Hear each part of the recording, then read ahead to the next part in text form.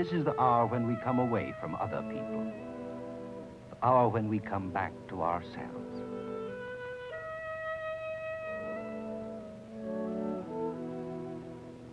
In the darkness of night, we come face to face with our own thoughts and our own feelings, for we are alone.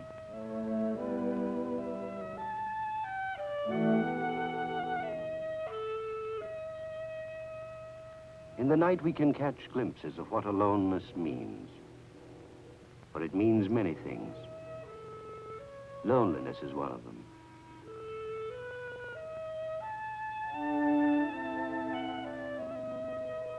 We try to light up the night in order to banish our fear of loneliness. We smile. We pretend. We talk a blue streak in an effort to hide our feelings.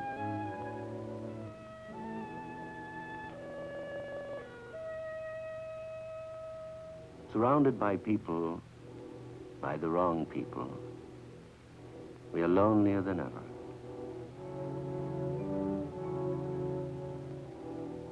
We try to escape from aloneness into sleep. But when real or imagined terrors prod us into alertness, the sleeplessness itself becomes a source of fear.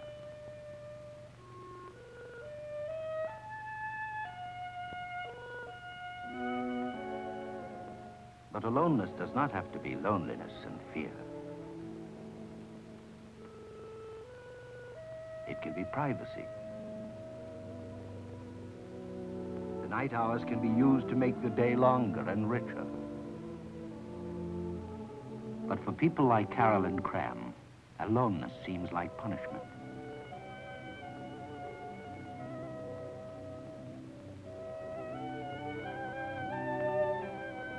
It means being shut off in solitude with her pain and her misery.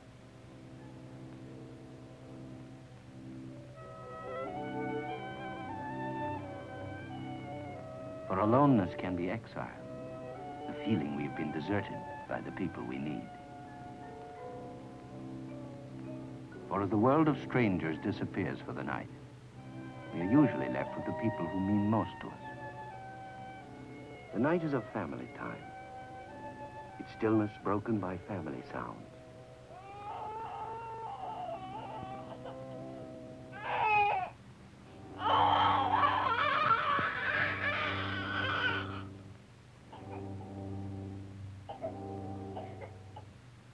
Bill Dunn can forget it while he still hears it. Mary can react to it without quite hearing it.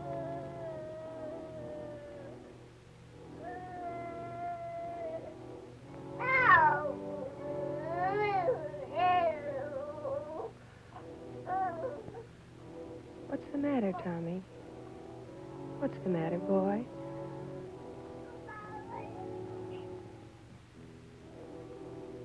You are a little warm. No, don't cry. There are ordinary things to do about ordinary trouble. But doing is a way of striking out against troubles that may be worse.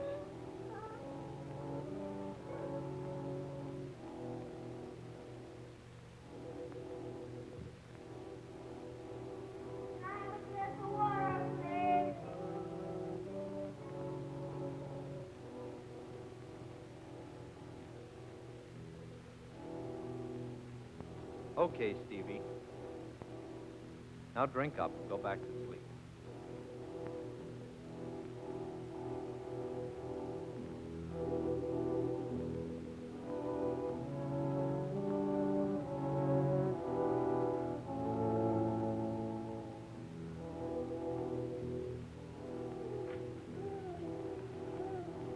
There. You'll be all right. Being alone can mean being alone with one's family. The night can be a time to reshift and rebalance the burdens of responsibility.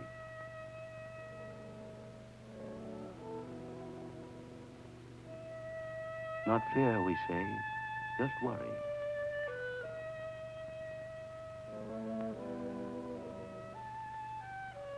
Stop worrying, we tell each other. Go to bed.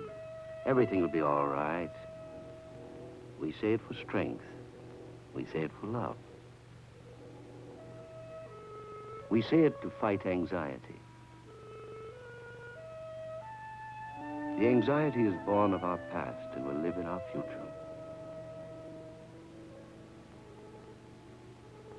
Our inner thoughts at midnight arouse feelings that are always with us. Aloneness merely stirs them up. Night?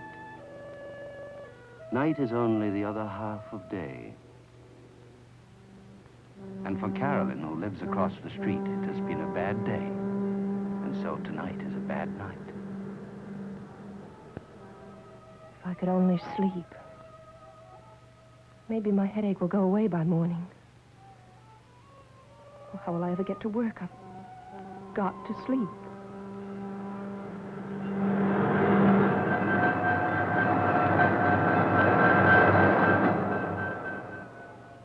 Maybe one pill isn't enough. A few more couldn't hurt me any.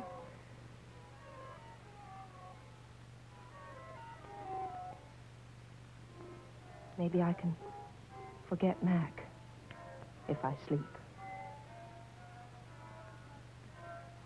But I shouldn't hate him. It wasn't his fault. He only found out the truth about me. For a little while, I fooled him. He was so wonderful, so smiling. I used to feel smiling, too. How stupid I was. How stupid.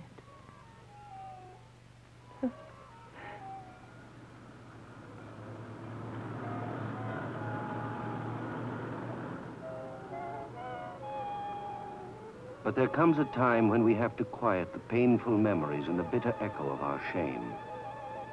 Befuddled, hungry, unaware, we reach out for the relief of oblivion.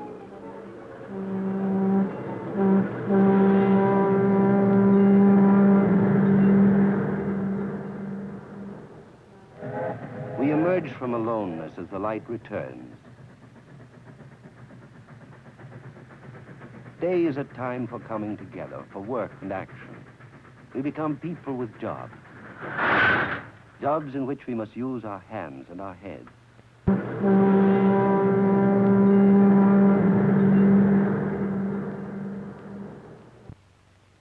We emerge from aloneness as the light returns. Day is a time for coming together. The Dunns live on Elliott Street. No anxiety now, just irritation.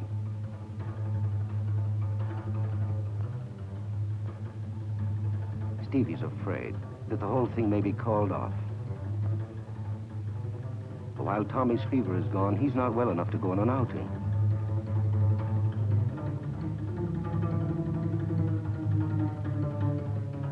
But then suddenly, everything is all right again. King Baby has given permission.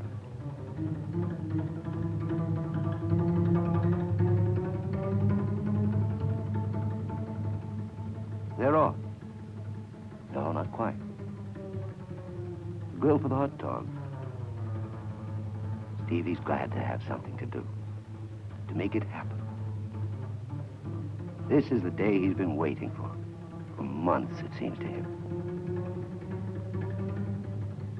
The Dunns are off on a simple Sunday picnic.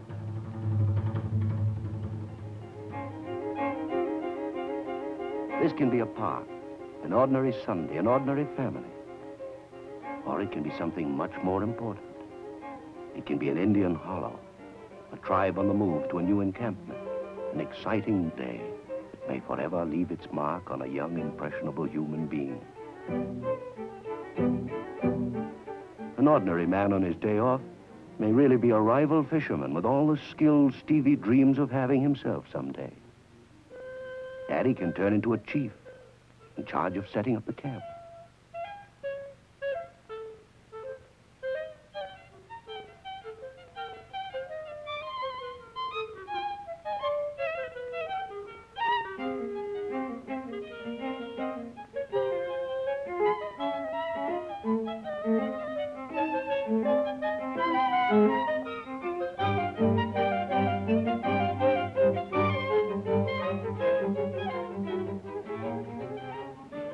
brave is a young man who feels important because he's being depended on by other people, because he's trusted. Is it surprising that he should begin to feel trustworthy as a result?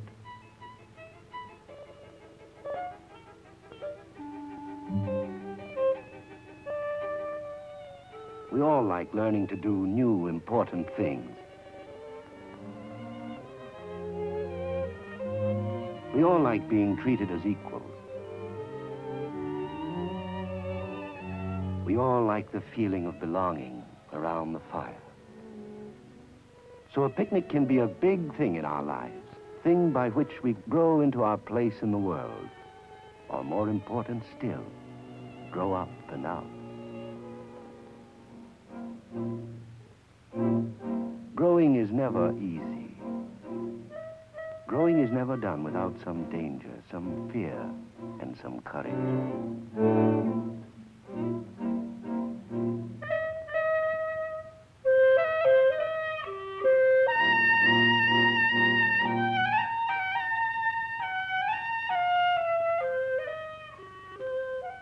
It's fun to be strong and confident, fun to be admired. There's no growing without the risk of fear, the fun of licking it.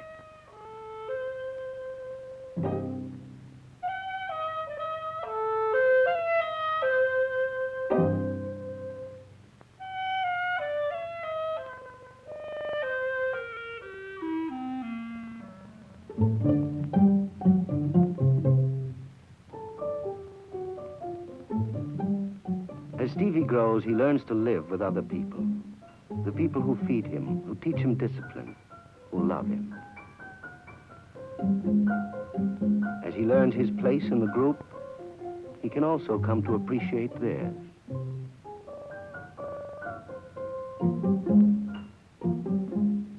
And with such security inside them, Kathy and Stevie can make their way in a fascinating world beyond their parents' apron strings.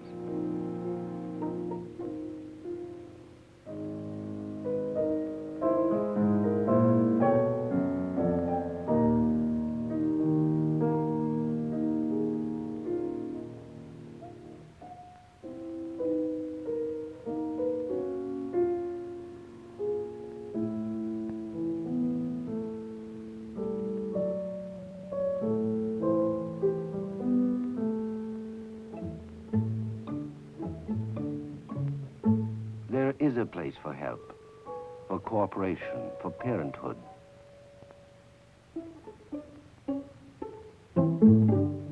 There are many things that remain difficult until fingers are longer or until the problems are understood.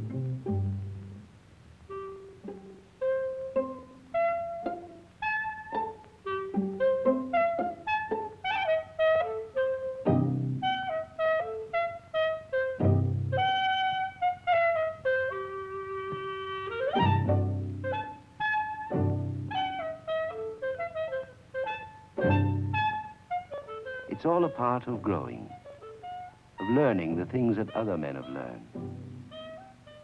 And not just men, but women too. Cheating a little girl out of the fun doesn't help make her more ladylike.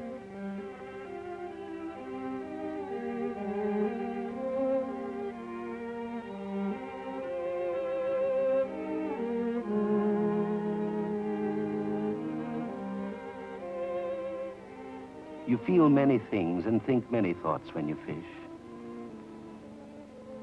It's a time for dreaming and a time for imagining. A quiet, peaceful time.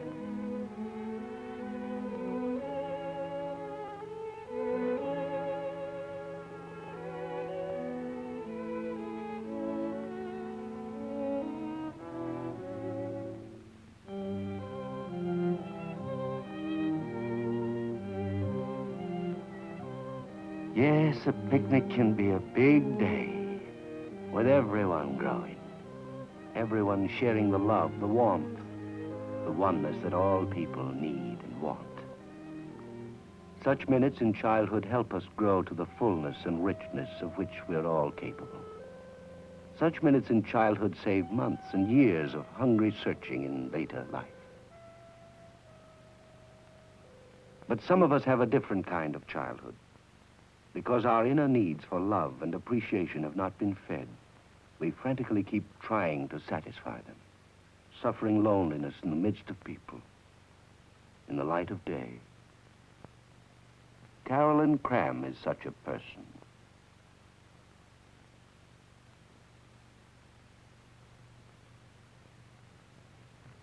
Would you like to tell me what you're thinking about?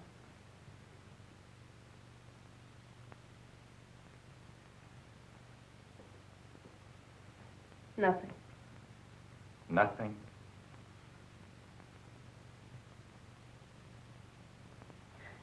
My mind is a blank.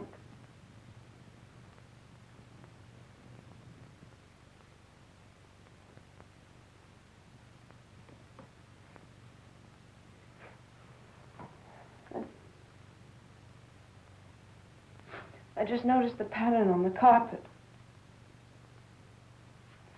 I don't like it very much. It reminds me of the carpet in my room. It gives me the heebie-jeebies. The one in my room, I mean. It's old and worn out.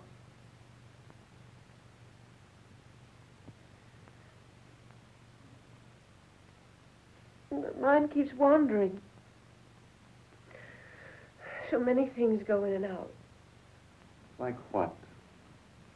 Oh, I don't know. Clothes, office, business, I don't know. I'm not really thinking about them. They're gone before. I really can't tell you about them. There's nothing to tell. I'm sorry.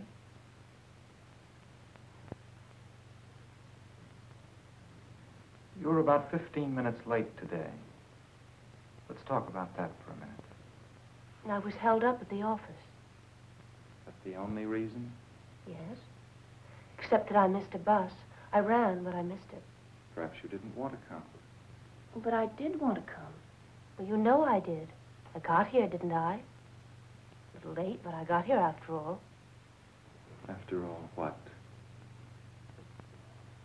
After all the delay, the business at the office and the bus. It wasn't my fault. Of course I wanted to come. Why shouldn't I want to come? Maybe you don't like talking to me. Oh, I do. Usually. But not today. Nothing to say today. Nothing important, anyway. Do you think you have to talk about important things? So stupid. Not having anything to say. I feel like a fool. Why? Oh, I'm so boring. I really don't see why you go on wasting your time with me. I haven't got anything to say that would be of interest to someone like you. Everything you say interests me.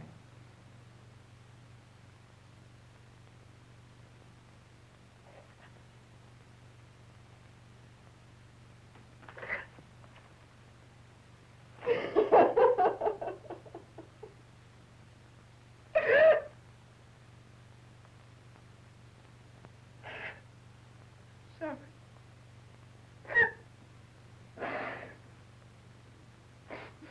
You said you enjoyed talking to me. I didn't think anyone would ever say that to me.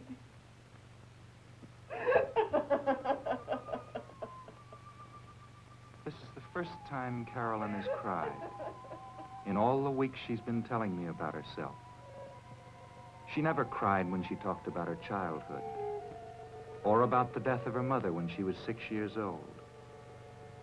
She never admits even now that she missed the mother.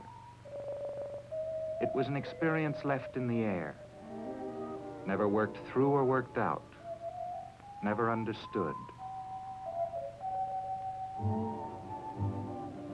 She says there was something wrong with her even then, something different.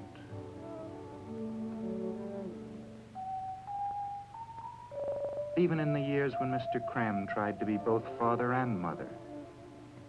I didn't really appreciate him, I guess. It should have been the best time of my life. She had him all to herself, except for the job that supported them both. She remembers breakfast was a time for holding on, for trying to prevent his daily departure. Over and over again, she tells me that she loved her father and that he loved her. But every morning she was frustrated by his inevitable leaving. Every morning she suffered through the fact that he was all that she had to fulfill her inner needs. And so now at 25, she still thinks of love as something that should cause suffering.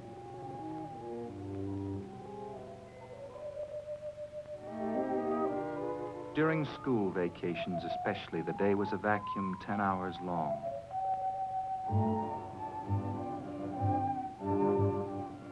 I didn't like to play with other children because I wasn't like them. It seemed safer and more comfortable to stay around the house. So her days were 10 hours of the pain she tries even now to dismiss with the phrase, "I guess I was lonely." For even now, she can't admit hating him for leaving her alone. Nothing else mattered to her but his coming and going. Nothing else could hold her interest or divert her hunger. She feels somehow that she deserved this kind of torture. But why, she doesn't know. For she remembers nothing of the guilt she felt in connection with her mother's death. Nothing of her confused feelings about her father. She can't remember those feelings because she doesn't want to remember them. They are too painful to remember, too close to the core of her trouble. This is how affection came to be mixed up in the pattern of her feelings with pain and guilt and resentment and loneliness.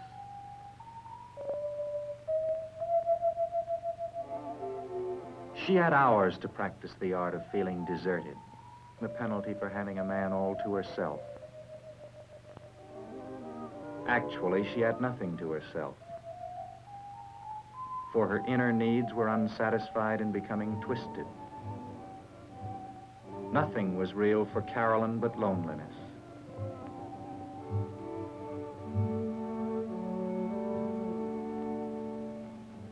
But even 10 hours can come to an end. Father never stopped on the way home. I can still remember the sound of his steps on the driveway.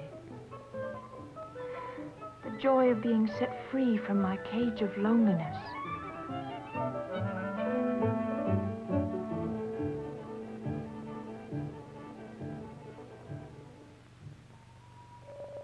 There is another kind of day she remembers. Days when she was sick and had to stay home from school. They seem like good days now.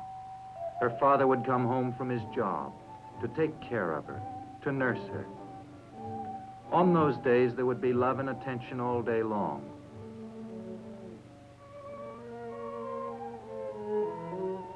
But this love is mixed up with sore throats and fever and the smell of medicine.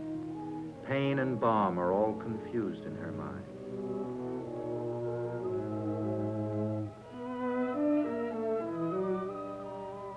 And Carolyn also remembers a special day. A day when her father was excited and upset. She had known the day was coming. They had talked about it, but not very much. I guess he was afraid of hurting my feelings.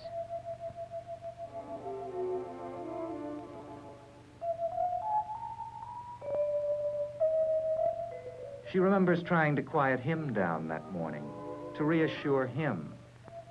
She was trying to behave grown up, to act the little lady, as she had promised she would act on that special day.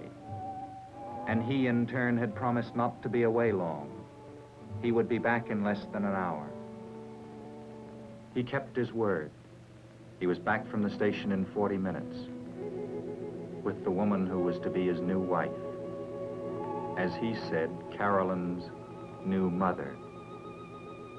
But Carolyn didn't see why she needed a mother, especially now that she herself had become a little lady. You don't know who the little girl in the dream could be. No. I haven't the slightest idea. She doesn't remind me of anyone. Well, she was, I told you, real short, like a midget almost. And she wore this funny little checkered dress. A real big check, like a pinafore I used to have when I was a little girl. I can still remember it very well. I wore it to school the first day I ever went. Do you think the little girl in the dream could have been you? Well, she didn't look like me. I told you she was so short. Well, maybe that's what you did to disguise yourself. Your height bothers you. You've always worried about it.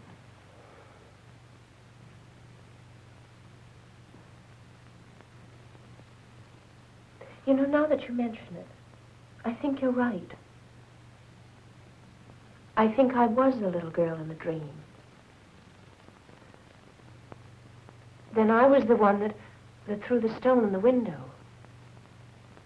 Of course it was me. Funny. But I feel better now. Do you? Why? I don't know exactly. Except that heavy feeling is all gone. You know, I don't understand. The dreams don't mean anything to me, and then you just say a word or two and suddenly everything becomes perfectly clear. It's as though you knew me better than I know myself. Do you really think so? Sometimes I do. And I know that you can help me if you want to. If I want to. Well, like telling me what to do about this new boy. I don't know whether you think I should go out with him or not. Do you want to go out with him? Oh, I don't know. I'm not sure. I'm afraid that it'll all happen again the way it did with Mac.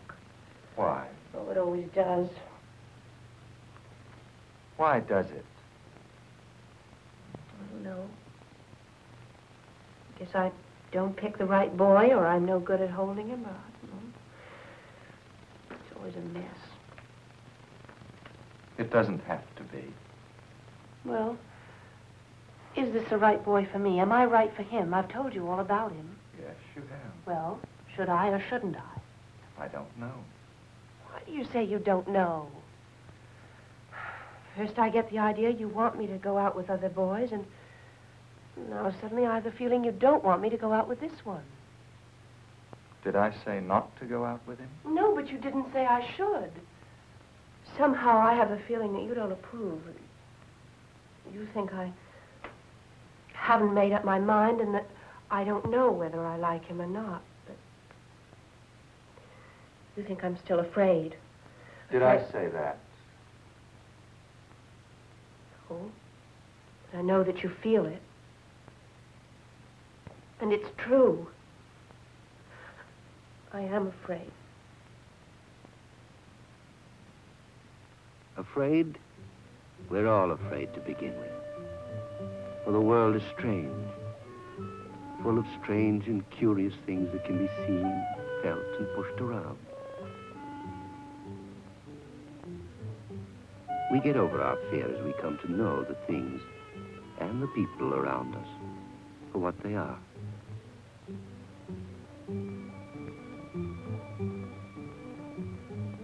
We all learn in time that we're not threatened, that the world is a safer place than we think. People can be friends.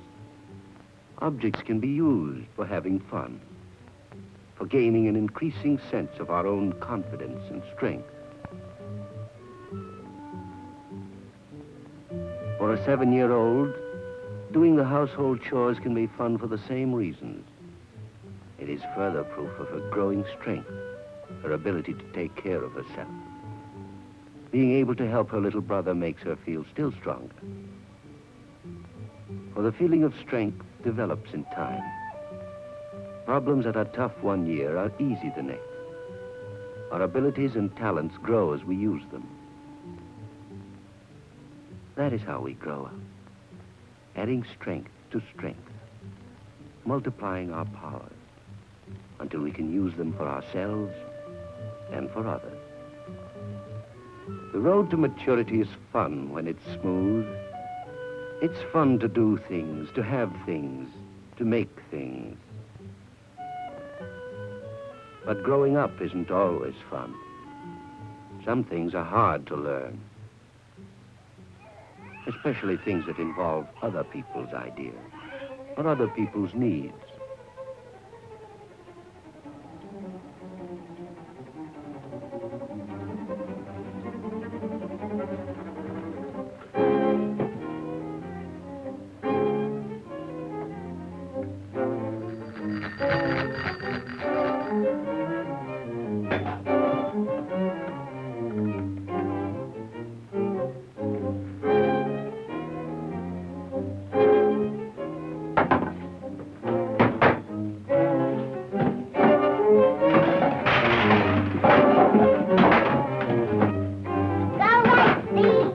Stop it, children.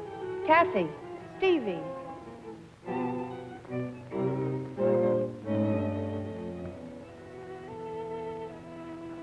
Daddy, Kathy's fighting.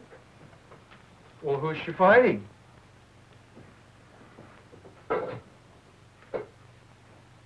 Kathy, I think it's time you help Mother set the table for dinner, honey.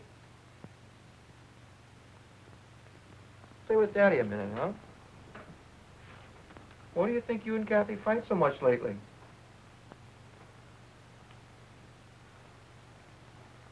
Why do you think?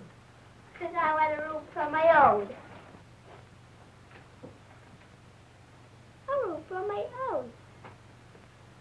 Well, we'll probably have a room for you someday. We just need a bigger house.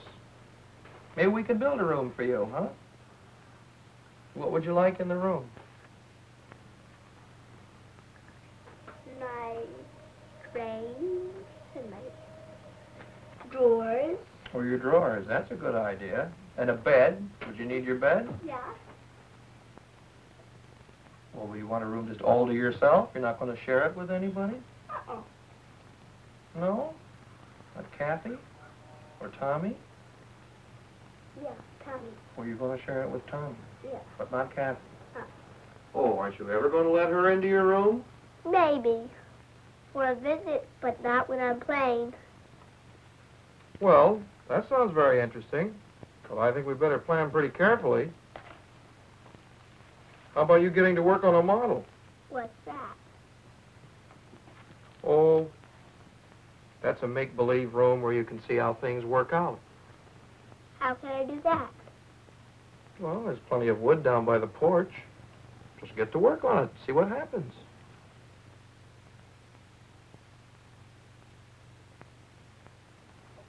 Well, doesn't that look nice? I certainly am lucky to have such a sweet big girl to help me. You really are a help, Kathy. After dinner, you could bathe Tommy, too. Tommy never cries when I bathe him. Well, of course not. That's because he knows you love him. You do, don't you? Mm-hmm. But I don't like Stevie. I hate Stevie. You do? Why? Because he's a brat.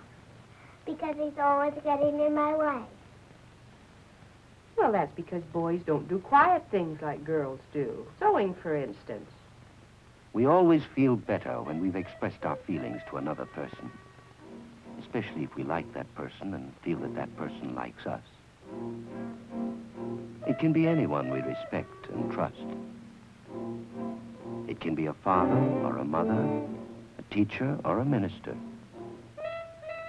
And for Carolyn, who couldn't really talk to her father, it is now a doctor.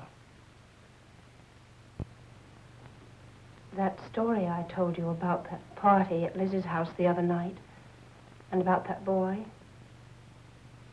it wasn't true. I made it all up.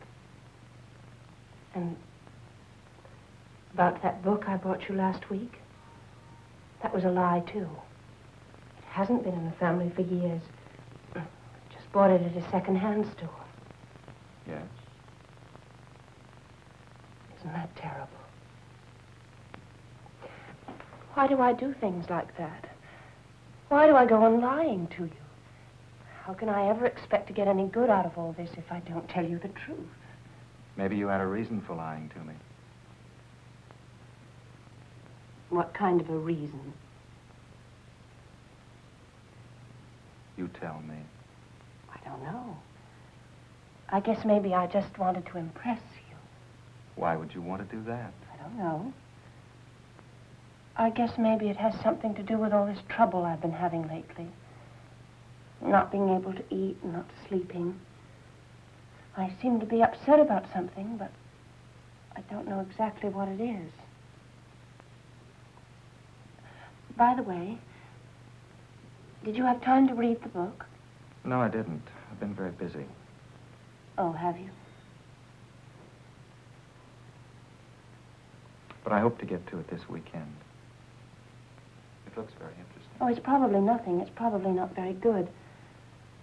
But you did say you were interested in the Civil War, didn't you? Yes, I did. This thing that I'm afraid of, I think it began about 2 weeks ago, maybe more. I'm sorry about the party. I wanted to go, and I got dressed for it, and then, I don't know, I was afraid that I wouldn't have a good time. You said that I shouldn't go if I didn't want to. And so instead I went to a movie all alone. Isn't that terrible? No, I don't think so. Did you enjoy the picture? Yes, but you said that I should go out more, that I should mix with people. I don't understand. I don't seem to be getting any better at all. Do you want to get better? But of course I do. Certainly I do. I can't go on like this. What do you mean, like this? Coming to see you every week. Getting treatment. I've got to get better. Is that what's bothering you? Yes, of course. Except that, in a way, I'll be sorry. Sorry? I'll be sorry not to see you anymore. I've gotten used to you. Don't you understand? You're the only person I can really talk to. It's different with Gracie Kent and the Robertsons and Mary. They're very nice, they're friends, but I can't talk to them like I can talk to you. So maybe you're right. Somehow I feel you're right, that this awful way I've been feeling has something to do with what we're talking about. I feel different now. I feel like smiling. I'm sorry. I won't lie anymore. I'll try to work it out, like you say. I'll do anything, only you won't... I won't what? You won't let me go before I'm well, will you? You don't let patients go before they're better, do you? No. Please don't do that with me. Please don't leave me right in the middle. Why do you think we might stop? Because I get mixed up and do the wrong things. You'll get tired of it all. Do I seem to be tired of it? No. I'm sorry, only I need you. I need to talk to you. I'm scared. I'm scared it'll be like it was with Mac. Maybe I lied to Mac, too. Maybe that's why it all happened.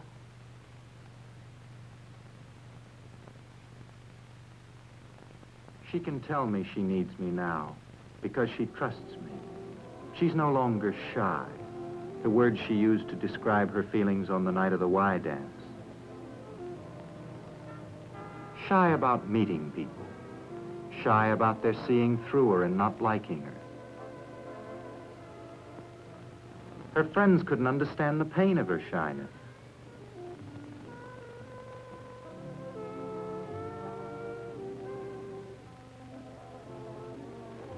They couldn't understand why she said she wanted to meet people but tried to run away from them when she had the chance. She couldn't understand it herself. Why did I shake so when I was introduced to Mac? He was nice right from the start.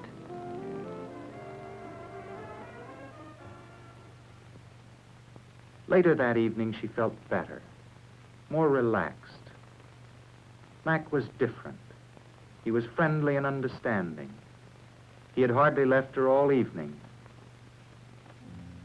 There was something sincere and kind about him.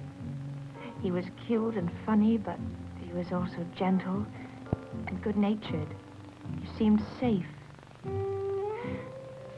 Maybe I was a little forward when it came to making a date with him. Maybe I pushed him into it.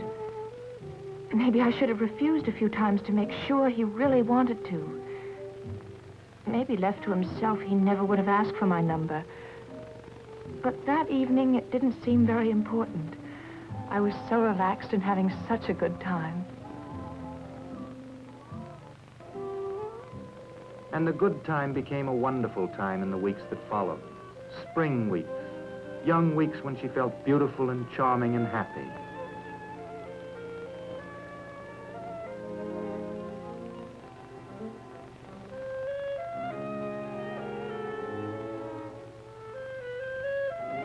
She had a man to herself again. She was happy. So happy she couldn't believe it would last. She didn't really deserve it, she felt. But soon they were sort of going steady. Parties, dances, and after dances, sometimes a little ride to get some air.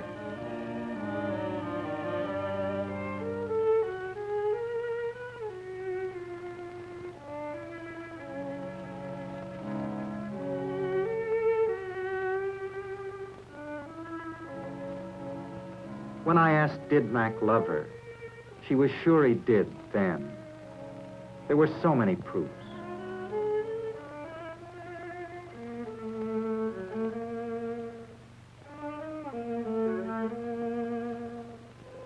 He was so loving, so tender, so sweet. We had such wonderful times together. I wanted to be his wife, to love him forever. And he wanted me very much. Sometimes too much.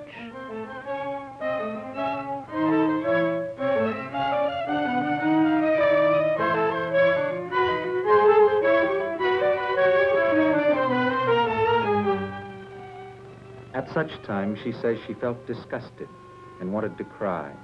She never says afraid.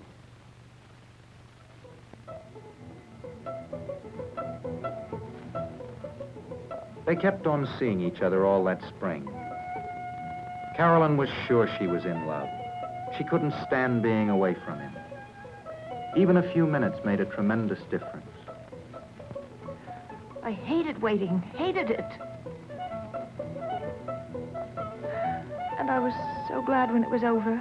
I wanted to scold him and kiss him all at once.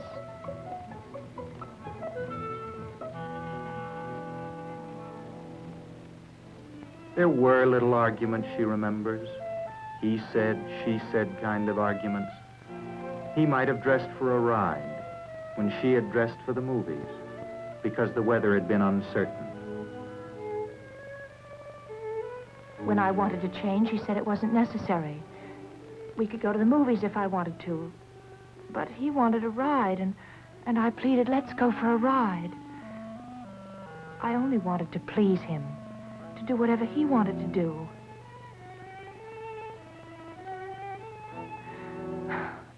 Why couldn't I ever get it right? But he didn't understand. He thought I was making a fuss about nothing. Many of their dates turned into arguments over nothing.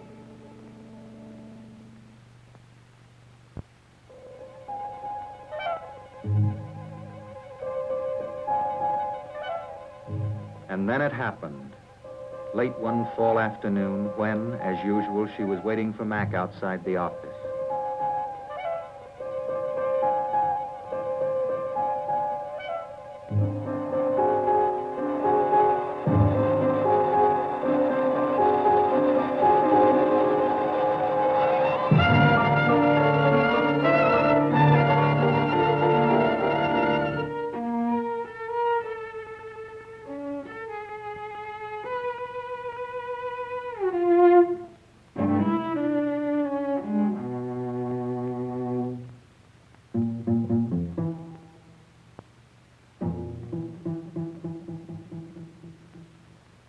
I just had to get out of there. I couldn't stand meeting him. I couldn't stand seeing his face. I never wanted to see him again. Did you hate him, I asked? No, I loved him. That's why I didn't know what to do. Running, escaping, fine. But where to? I couldn't stand him, and I couldn't stand myself. There was nothing. No one. No place. She didn't want to go to her lonely room. She couldn't face friends who would only laugh at her for losing her man. They had probably been laughing at her all the time. How could she keep a man? She isn't sure where she went that evening. It was just away. Away from Mac, away from happiness, away from the future. There was to be no future for her. Things would always be the same. She would always be alone.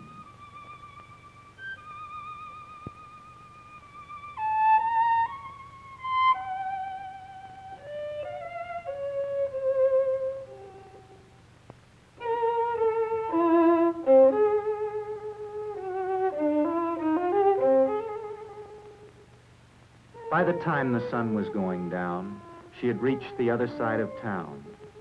Some park or playground, she didn't know where she was. She was lost, alone and lost and helpless. Why did he do it to me? Didn't I love him enough? Was there something wrong with the way I loved him?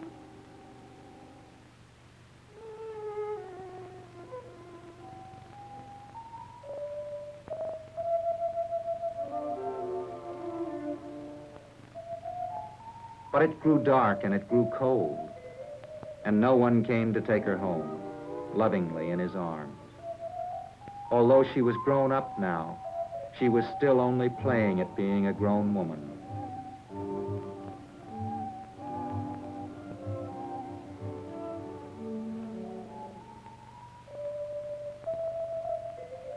But I couldn't stay in the park forever. Somewhere I found the energy to start home. By myself.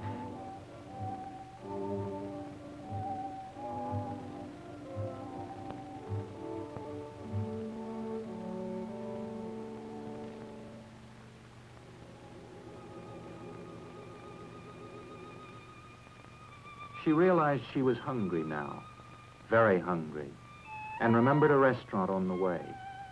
But when she got there, the lights, the people, their talking and laughing were too much for her.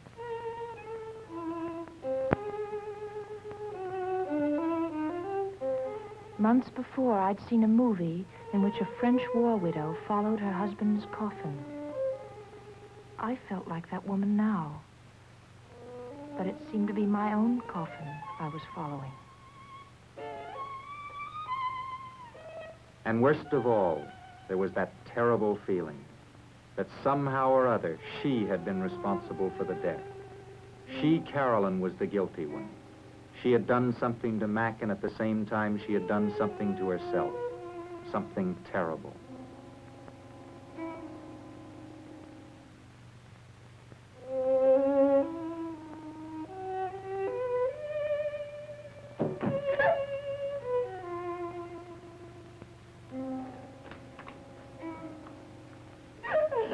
Alone, bereft again.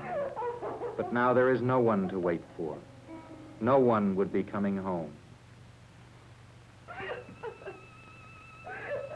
There was someone, the girl who lived in the next room.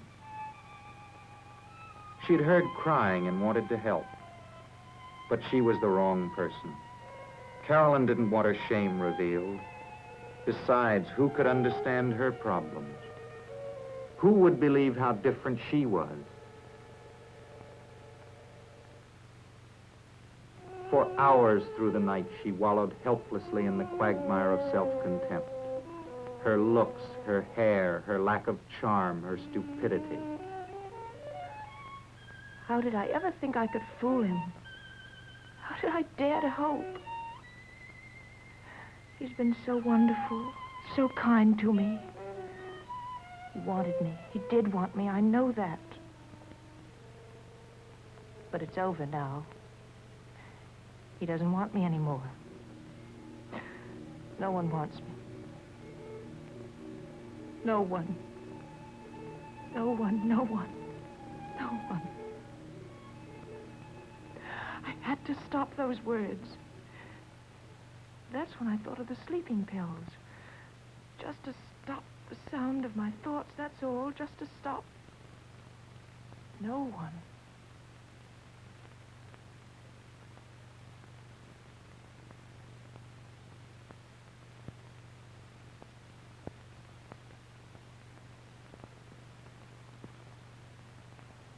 What are you thinking about?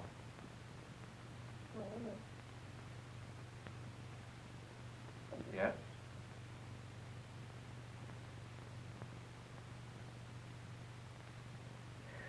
I hate it. I hate it. It? Everything. All these months, all this talking. Not getting me anywhere. I'm just the same as I always was.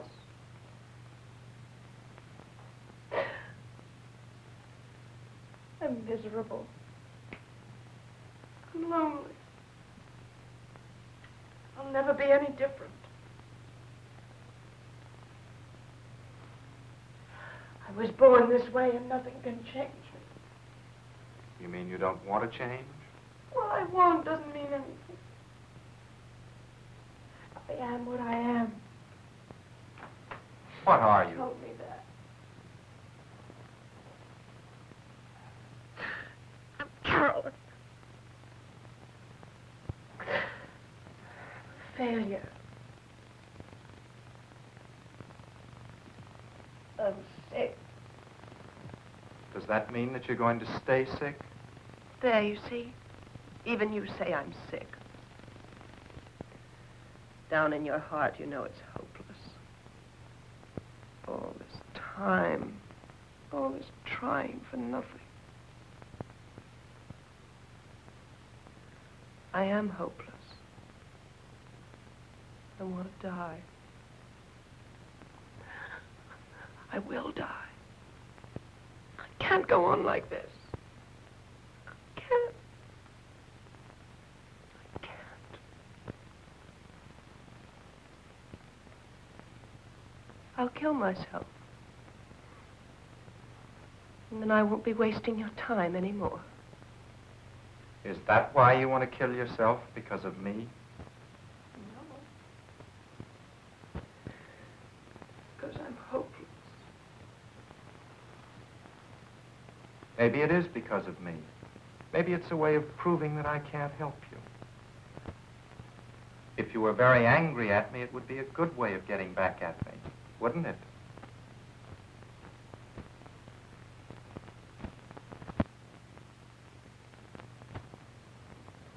Guess so. And you are angry with me, aren't you? I'm angry at myself. And me too? Guess so. Do you know why? Because I don't seem to be getting any better. And so you want to punish me? I guess so. And you wanted to punish Mac. Were you angry with him too? Oh, maybe, but I didn't try to kill myself then. You know that. That was an accident. You know, I really didn't want to kill myself. But you did want to punish him, didn't you? Oh, maybe, but... What? Why? Yes? Why didn't I hurt him instead of myself? Why are you trying to hurt yourself now when you really want to hurt me? Because I don't really want to hurt you. I couldn't hurt you. Because you're afraid I'll get angry and stop treatment. Maybe. And you'd be alone again, Is that what you're afraid of?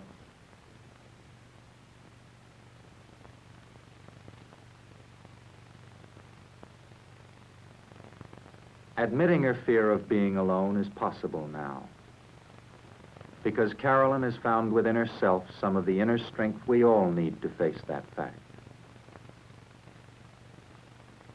As treatment continues, her strength should gradually increase until she can stop seeing me and can accept the responsibility of living with her feelings.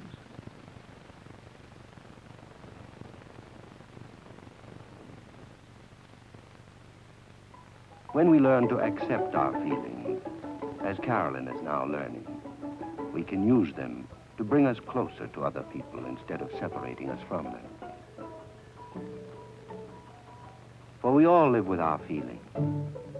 We live in groups and families because we need other people to work with and live with.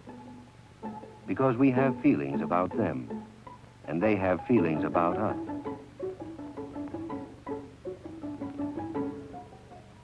Children need the love that grown-ups need to give. All childhood is a growing time. Learning to venture forth among strangers, learning to get along with others, acquiring the skills that feed our pride and sense of accomplishment, coming to know ourselves, learning to live with people instead of against them or in spite of them. Some of us still have it to learn, even when we're adults. And some of us, like Carolyn, must go directly to psychiatry for help in understanding our tangled feelings, for help in working out our day-to-day relations with the people in our lives. But Carolyn is not being made over into a new person. She'll always be Carolyn. Psychiatry, like a good childhood, can only help her be herself more fully, more satisfactorily. Help her to learn to laugh, to love, to cry, to hate at the right time, to accept her weakness and enjoy her strength, a lesson she's late in learning. For this is the morning when the day begins. This is the child where the person begins.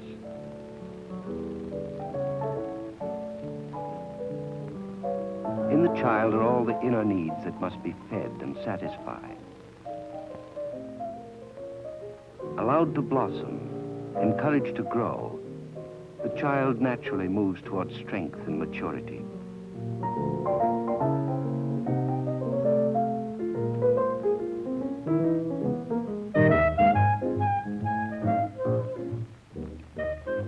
This is the time, the easy time, to prevent most of the pain and suffering and human waste that we call mental illness. In the child are all the forces that can explode into misery. But the child, understood and loved and respected, will not easily yield to the pressures of life.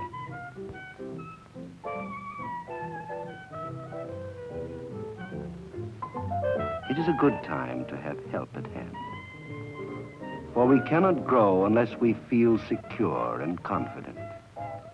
And confidence only develops as we prove our worth to ourselves and the people who love us. This is the place to start making a person, here in brightness and sun, in the beginning. He can pick up habits of fear or habits of courage. He can learn to depend on violence or on reason. He can learn to withdraw into himself or to move out toward people.